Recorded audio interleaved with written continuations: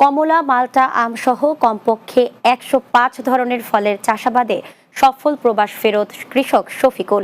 এবার তিনি বাণিজ্যিকভাবে কফি চাষ শুরু করেছেন। নিরাপদ ফল উৎপাদনে তানোর এলাকার মানুষের কাছে আদর্শ চাষিও এখন তিনি।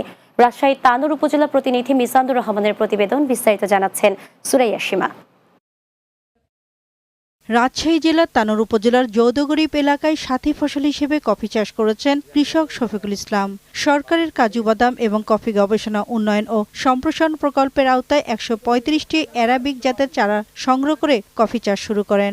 আম গাছের পাশাপাশি এভাবে ২ বছর ধরে কফি চাষ করে সম্ভাবনার দ্বার প্রান্তে পৌঁছেছেন এই কৃষক। খেমূলকভাবে লাগাচ্ছি কফি ফল এবং আল্লাহ দেশে খুব সুন্দর ফলন হয়েছে ফলগুলার, এবং এগুলো এখন আমি প্রক্রিয়া করে বাজারজাত করার জন্য রেডি হচ্ছি। লালচে হয়ে যাওয়া কফির ফল সংগ্রহ করে প্রথমে পরিষ্কার পানি দিয়ে ভালো করে ধুয়ে নিতে হয়। এরপর পানিতে ভিজিয়ে নরম হওয়ার পর কফির ওপরে চামড়া ছাড়িয়ে গুটিগুলো রোদে শুকিয়ে বাজারজাত ও কফি পানের উপযোগী করতে মেশিনের মাধ্যমে গুঁড়া পাউডার করে নিতে হয়। স্থানীয় কৃষকরা বলছেন, কফি বাগান দেখতে এসে তারা উৎসাহিত হচ্ছেন। এটা আমাদের তানোর উপজেলায় নতুন একটা ফল।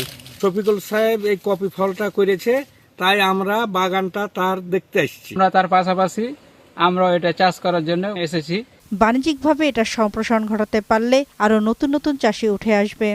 কাজু বাদাম ও কফি জাত সম্প্রসারণ প্রকল্পের মাধ্যমে আমরা এখানে একটি প্রদর্শনী স্থাপন করেছিলাম।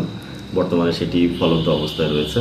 আশা করছি এই উপজেলায় কফির সম্প্রসারণ দ্রুত সম্ভব হবে। তানোর উপজেলার প্রথম কফি চাষী শফিকুল ইসলাম কফি চাষে সফলতা পেলে আমদানি নির্ভরতা কমার পাশাপাশি বরেন্দ্র অঞ্চলের কৃষি অর্থনীতিতে নতুন মাত্রা যোগ হবে বলে মনে করছেন কৃষি সংশ্লিষ্টরা।